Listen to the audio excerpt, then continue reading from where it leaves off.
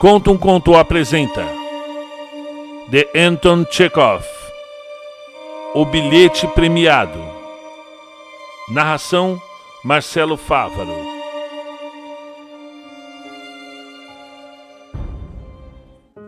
Ivan Dmitrich, um homem remediado que vivia com a família na base de uns 1.200 rublos por ano, muito satisfeito com seu destino, certa noite, depois do jantar, sentou-se no sofá e começou a ler o jornal. Eu esqueci de dar uma olhada no jornal de hoje, disse sua mulher tirando a mesa. Dê uma espiada para ver se saiu o resultado do sorteio. Saiu, respondeu Ivan Dmitrich. Mas você não penhorou o seu bilhete? Não, eu paguei os juros na terça. E qual é o número? A série é 94,99, o bilhete é 26. Então, vejamos. 94,99 e 26. Ivan Dmitrich não acreditava na sorte da loteria ou em outra ocasião jamais se daria ao trabalho de verificar a lista. Agora, porém, que não tinha nada para fazer e o jornal estava bem debaixo do seu nariz, percorreu com o dedo de cima para baixo os números da série. E não é que logo de cara, como que para zombar de sua descrença, já no alto da segunda coluna apareceu de repente, diante de seus olhos, o número 9499. Sem conferir o número do bilhete nem verificar se tinha lido certo, deixou cair rapidamente o jornal no colo. E como se alguém lhe tivesse derramado água na barriga, sentiu um friozinho agradável no fundo do estômago. Era uma sensação de coceira terrível e deliciosa ao mesmo tempo. Masha, disse com uma voz surda, o 9499, ele está aqui. A mulher olhou para o seu rosto surpreso e assustado e compreendeu que o marido não estava brincando. 94,99? Perguntou ela empalidecendo, deixando cair na mesa a toalha dobrada. Sim, está de verdade. E o número do bilhete? É mesmo, ainda falta o número do bilhete. Mas tenha paciência, espere. Então, que tal? De qualquer modo, o número da nossa série está bem. De qualquer modo, entendeu? Ivan Dmitrich olhou para a mulher e sorriu num sorriso largo e apalermado, como uma criança a qual tivesse mostrado alguma coisa brilhante.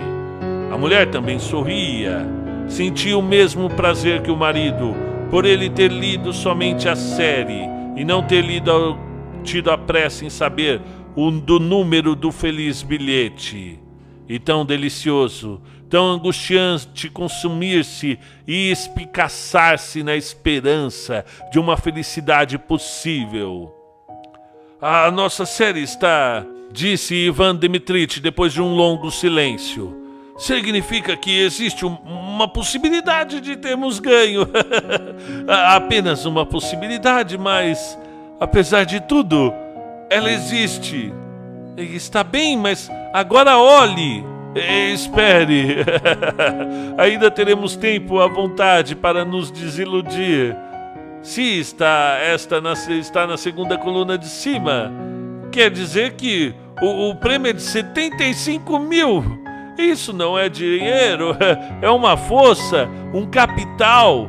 E se de repente eu olhar para a lista e lá estiver o número 26, hein? Escute, e se tivermos ganho de verdade? Os cônjuges começaram a dar risada e a olhar demoradamente um para o outro sem falar nada. A possibilidade da aventura deixara-os obnubilados e eles não conseguiam sequer sonhar, dizer para que precisavam daqueles 75 mil, o que comprariam, para onde iriam. Imaginavam apenas os números 94,99 e os 75 mil. Desenhavam-nos em sua imaginação, mas a ideia da felicidade, que estava tão próxima, parecia não lhes passar pela cabeça. Ivan Dmitrich andou algumas vezes de um lado para o outro com o jornal nas mãos, e só quando a primeira impressão se acalmou é que aos poucos começou a sonhar. E se tivermos ganho, disse. Ah, seria uma vida nova. Uma catástrofe. O bilhete é seu, claro, mas se fosse meu, antes de mais nada, naturalmente eu compraria algum imóvel, algo como uma propriedade, no valor, digamos, de 25 mil. E deixaria uns 10 mil para despesas extras, mobília nova, ou uma viagem, o pagamento das dívidas e assim por diante. Os outros 40 mil colocaria no banco para render juros. Realmente, uma propriedade seria ótimo, disse a mulher, sentando-se e deixando cair os braços no colo.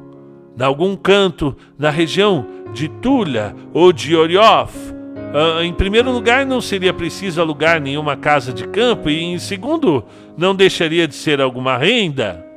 E na imaginação dele começaram a se aglomerar imagens, uma mais poética e aprazível que a outra. E em cada uma delas se via muito satisfeito, tranquilo, saudável, e chegou a sentir um calorzinho agradável. Um calorzão mesmo. Lá está ele, depois de ter comido uma sopa de legumes fria como gelo, de barriga para cima na areia quente, na beira do rio ou do jardim mesmo, embaixo de uma tilia. Faz calor, o filho e a filha rastejam perto dele, rolam na areia ou caçam algum bichinho na relva. Cochila docemente, sem pensar em nada, e sente com todo o corpo o que significa não ter ido ao serviço, nem hoje, nem amanhã, nem depois. E quando cansar de ficar deitado, pode ir ver cortar o feno, ou ao bosque, colher cogumelos, ou então ficar observando como os camponeses pescam os peixes com arrastão. Ao pôr do sol, pega um pano, um sabonete e esgueira-se na casa de banho, onde se despe devagarinho. Passa um tempão alisando o peito nu com as palmas das mãos e finalmente cai na água. Na água, os peixinhos se agitam em volta das bolhas turvas de sabão e as plantas aquáticas balançam na corrente. Depois do banho, um chá com creme e rosquinhas doce. À noite, um passeio ou uma partida de whist com os vizinhos. Sim, seria bom comprar uma propriedade, disse a mulher, também sonhando. Lê-se em seu rosto que está encantada com os próprios pensamentos. Ivan Dmitrich, imagina o outono chuvoso, as noites frias, o veranico. Nessa época é preciso andar um tempão pelo jardim, pela horta, pela margem do rio e até sentir bem o frio, e depois beber um copo cheinho de vodka, junto com cogumelos salgados ou um pepino em salmoura e pronto. Tomar outro trago, as crianças vêm correndo na horta, trazendo cenoura e nabo, sente-se o cheiro fresco da terra. Depois, estirar-se no sofá e folhear uma revista qualquer, sem pressa, até que o sono chegue. Cobrir o rosto com a revista, desabotoar o colete e entregar-se. Após o veranico, o tempo é fechado, ruim, chove dia e noite. As árvores despidas choram, o vento é úmido e frio, os cachorros, os cavalos, as galinhas, não há quem não esteja molhado, melancólico e encolhido. Não se tem por onde passear, sair de casa nem falar. Passa-se o dia inteiro andando de um canto para o outro, olhando tristemente pelas janelas embaçadas.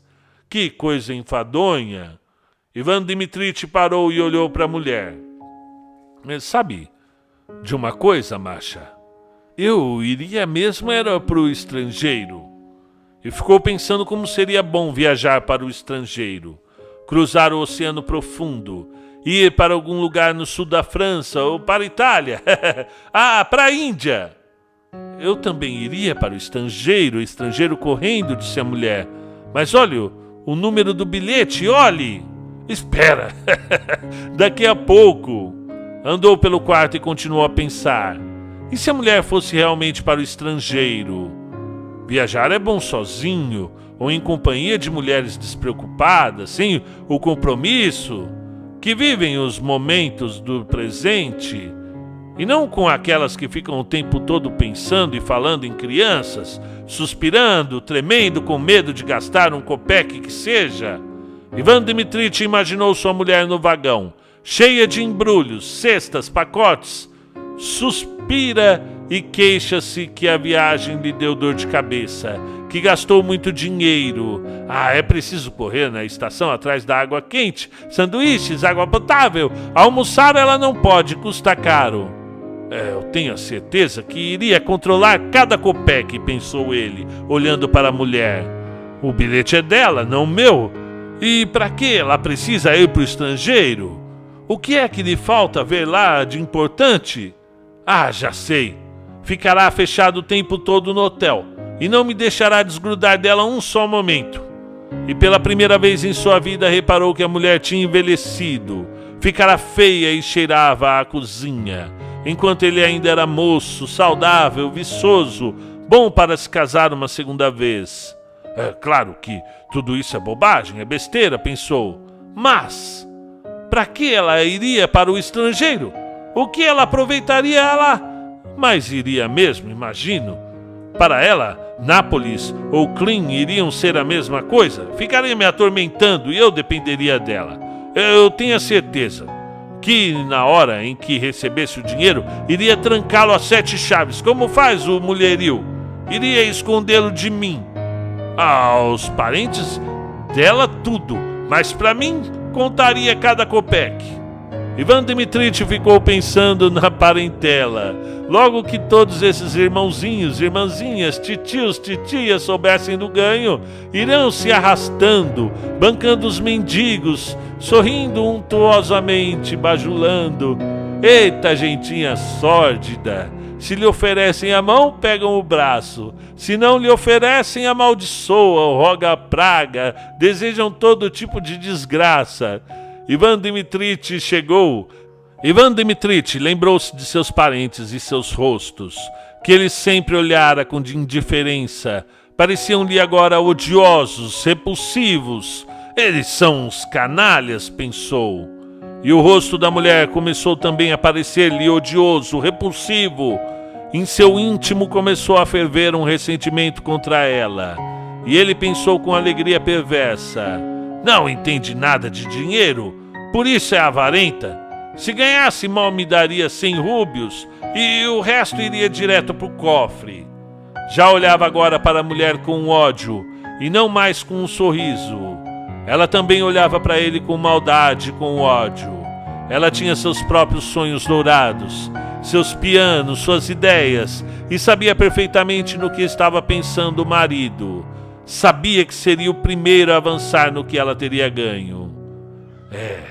É bom sonhar por conta dos outros, dizia ela com o olhar. Você não conseguirá de jeito nenhum. O marido compreendeu seu olhar. O ódio ferveu-lhe no peito, e para decepcionar sua mulher e fazer-lhe mal, olhou rápido na 4ª página do jornal e anunciou solene: a série 9499. O bilhete 46, não 26. A esperança e o ódio desapareceram ambos de repente, e no mesmo instante, Ivan Dmitrich e sua mulher acharam os aposentos escuros, pequenos e abafados, e o jantar que tinham acabado de comer, pesado e insosso, e as noites longas e enfadonhas. Só o diabo sabe, disse Ivan Dmitrich, começando a implicar. Por todo lado que eu pise, só há papéis, migalhas, casquinhas, sei lá. Será que nunca varreram esses quartos? Eu terei de ir embora de casa.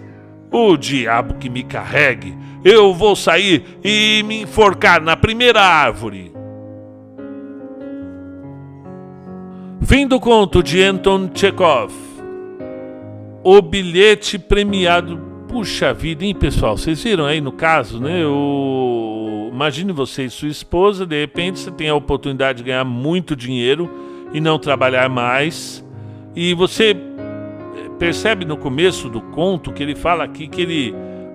logo na primeira frase, Ele vivia com 1.200 rublos por ano, muito satisfeito com o seu destino. Então já é uma pessoa que está satisfeita com a sua vida, com o que aconteceu com ele, mas que a oportunidade e a possibilidade de ficar rico acaba que destrói tudo. Então há uma reflexão aqui ele é considerado, Anton Chekhov, um dos maiores contistas da história. Alguns o consideram o maior contista do mundo, o mais respeitado. Eu tenho grande carinho e aproximação, gosto muito dos contos dele, tem alguns livros dele aqui, e de vez em quando consigo trazer para vocês uma partícula de toda a sua genialidade. E justamente há uma grande moral atrás desse conto, que é o dinheiro, ele muitas vezes não traz felicidade.